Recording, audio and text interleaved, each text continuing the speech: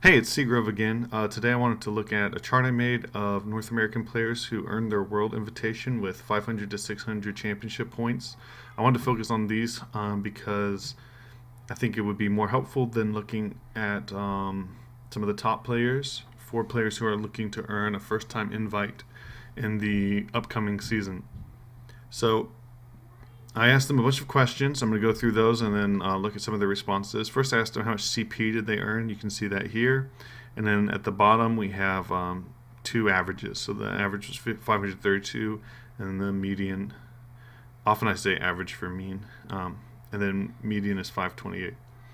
And then in quarter one, how many points did they earn? Remember, there were no cups in quarter one, only league challenges. So the range was 24 to 30. But I don't think that's very relevant because we're going to be having cups all four quarters next season. The interesting thing to me is cups in these three quarters, especially. So we had 110, 35, 70, 90, 70, 50, 100, 110, 100, 100, 80, and 55. 110, 35, 55, 90, 47, and 100. And then this is their total that they earned from league challenges and league cups.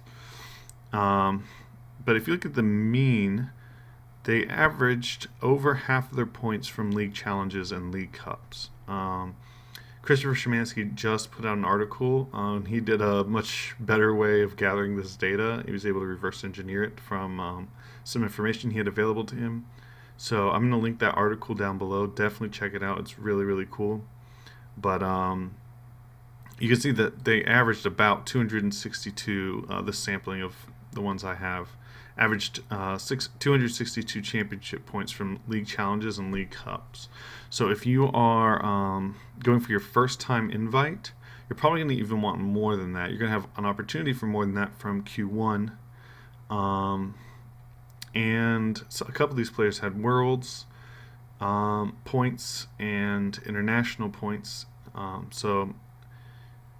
And obviously regional points. So you don't want you want to get as much as you can from your league challenges and league cups. And again, you can see Colton, for example, had 345, almost 344 points. So he had only 150 points he had to get from regionals and internationals. And that's really a good number to be shooting for. I know it's a really high number, but if you look next year, you will have quarter one as well. So if you look at these three, you can see that these players averaged about 70 points during the cup time. So if you look at that, multiply it by 4 instead of 3, and these players could have averaged around 280 points if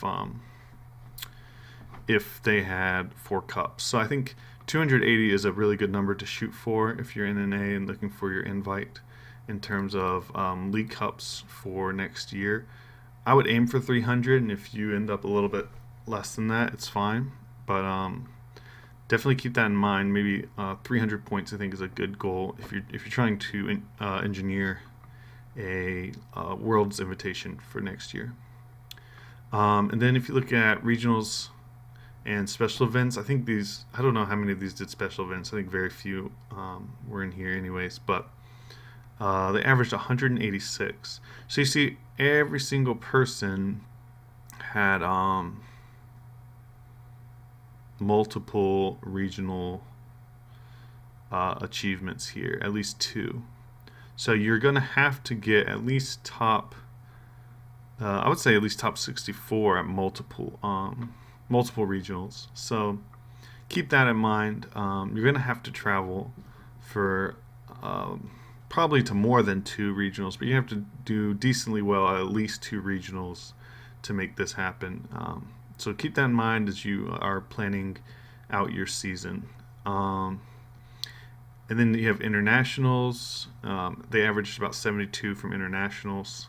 So you see how important cups were and regionals were as these players earned their invites.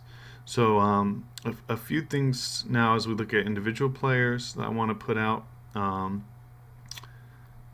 Kindle earned points at 7 regionals.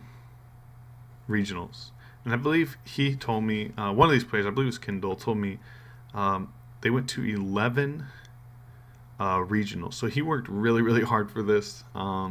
He had, I think he said, certainly top 10 play points in the world for, so that's like representative of how many tournaments he went to. So he went to tournament after tournament after tournament. So that may be something that you have to do if you're being realistic with yourself. What you need to be is you're planning out your season.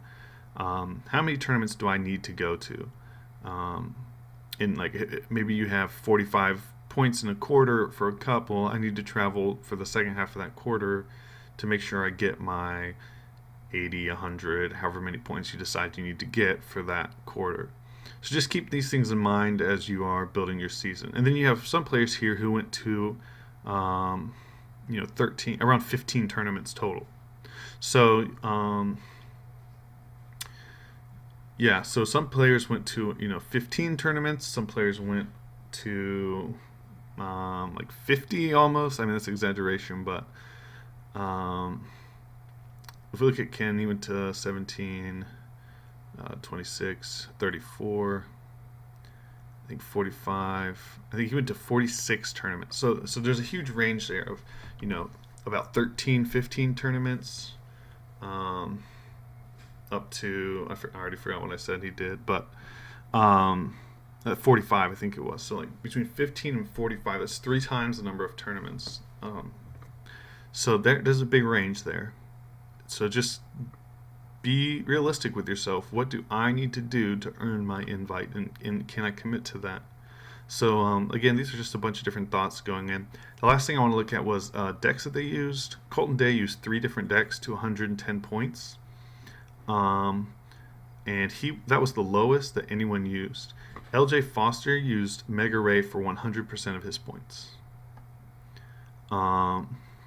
Alex used Sableye for 245 of his points. It's almost half his invite. But most people used 2 decks. Other than Colton, I think everybody used 2 decks to get half of their points. 1 or 2 decks to get half of their points. So definitely something to think about as you are choosing your deck. Play what you know and just do your best there. But I hope this has been useful. Again, I'm going to link Christopher Szymanski's article down at the bottom in the description. So check that out, and thanks for watching.